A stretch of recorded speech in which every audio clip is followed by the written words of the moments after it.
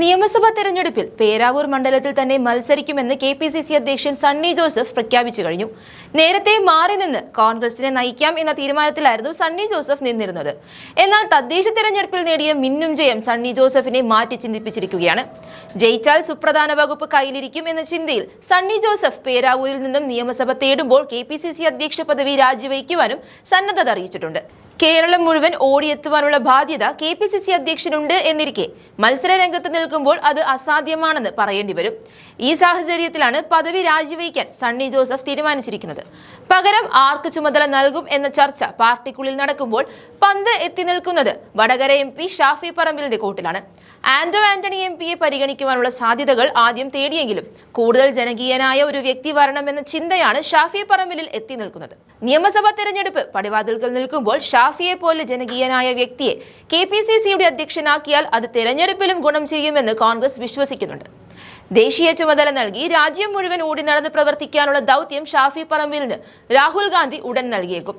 അങ്ങനെ നോക്കുമ്പോൾ കെപിസിസി അധ്യക്ഷ പദവി താൽക്കാലികം മാത്രമായിരിക്കും. ലഭിക്കുന്ന സമയം മുഴുവൻ സംസ്ഥാനത്തെ കോൺഗ്രസിനെ മികച്ച രീതിയിൽ നയിക്കുകയാണെങ്കിൽ ഷാഫിക്ക് വലിയ മൈലേജ് ലഭിക്കും. പിന്നീട് ദേശീയ തലത്തിലേക്ക് മാറിയാൽ അവിടെയും ഈ തഴക്കവും പഴക്കവും ഗുണം ചെയ്യുമെന്ന് കോൺഗ്രസ് വിശ്വസിക്കുന്നുണ്ട്. ഒരു കാര്യം മാത്രം ഈ ഘട്ടത്തിൽ ഉറപ്പിക്കാം: സണ്ണി ജോസഫ് പേരാവൂരിൽ UDF സ്ഥാനാർത്ഥിയാകുമെന്നത്. കെപിസിസി അധ്യക്ഷ പദവിയിൽ തുടർന്നുകൊണ്ട് മത്സരിക്കുന്നതിന് വിലക്കൊന്നുമില്ല. എങ്കിലും പദവി രാജിവെക്കാനാണ് താല്പര്യമെന്ന് സണ്ണി ജോസഫ് അടിവരയിട്ടതോടെയാണ് പകരം ആരാണെന്ന ചിന്ത ഉയർന്നിരിക്കുന്നത്. സാമുദായിക സമവാക്യങ്ങൾ കൂടി കണക്കിലെടുത്തുകൊണ്ടാവും തീരുമാനമെന്ന് റിപ്പോർട്ടുകൾ പുറത്തുവരുന്നുണ്ട്. ഷാഫിക്ക് പുറമെ സാധ്യതാ പട്ടികയിൽ ആന്റോ ആന്റണി MPക്കാണ് മുൻതൂക്കം. കപ്പിനും ചുണ്ടിനുമിടയിൽ നഷ്ടമായ അധ്യക്ഷ പദവിയാണ് നിർണായക തെരഞ്ഞെടുപ്പിന് പാർട്ടി ഒരുങ്ങുന്നതിനിടെ ആന്റോ ആന്റണിയെ തേടിയെത്തിയിരിക്കുന്നത്. നിയമസഭാ തെരഞ്ഞെടുപ്പിൽ മത്സരിക്കുന്ന പശ്ചാത്തലത്തിൽ സണ്ണി ജോസഫ് അധ്യക്ഷ പദവിയിൽ നിന്ന് മാറിയാൽ വർക്കിംഗ് പ്രസിഡന്റുമാരിൽ ഒരാൾക്ക് പകരം ചുമതല കൈമാറിയേക്കും എന്നായിരുന്നു സൂചന. പാർട്ടിയിലെ ഭൂരിഭാഗം നേതാക്കന്മാരും ഇപ്പോൾ ഷാഫി പറമ്പിലിനൊപ്പം തന്നെയാണ് നിൽക്കുന്നത്. തദ്ദേശ തെരഞ്ഞെടുപ്പിൽ ഷാഫി മലബാറിൽ കോൺഗ്രസിനെ നയിച്ചതിന്റെ ഫലം പാർട്ടിക്ക് ലഭിച്ചു.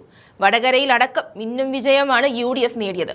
ഇതോടെയാണ് ഷാഫിയെ തന്നെ കെപിസിസിയുടെ തലപ്പത്തെത്തിക്കണമെന്ന ആവശ്യം ശക്തമായത്.